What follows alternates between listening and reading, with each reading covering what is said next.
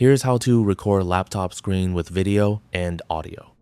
You don't need to install a separate screen recorder because Windows already includes a built-in tool that you can use for this.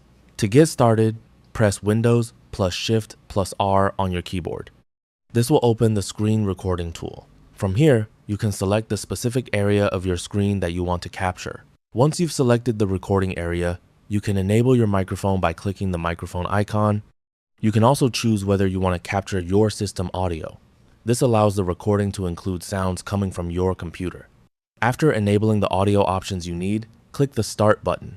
You'll see a short countdown, and then the screen recording will begin. When you're finished, click the Stop Recording button. Your recording will then open in the preview window. You can click the play button to watch the recording and check the video and audio.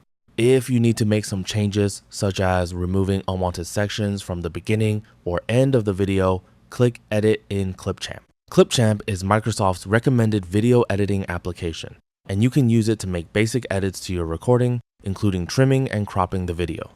Once you're satisfied with the result, click the Save icon in the top right corner. You can save the recording as an MP4 file. Choose the folder where you want to store the video and click Save. Now, if you click on 3 horizontal lines and select Settings, here you can change the default folder where your screen recordings are saved. You can also choose whether your microphone starts muted or unmuted whenever you begin a new recording. The same option is available for system audio, allowing you to turn it on or off by changing the corresponding setting.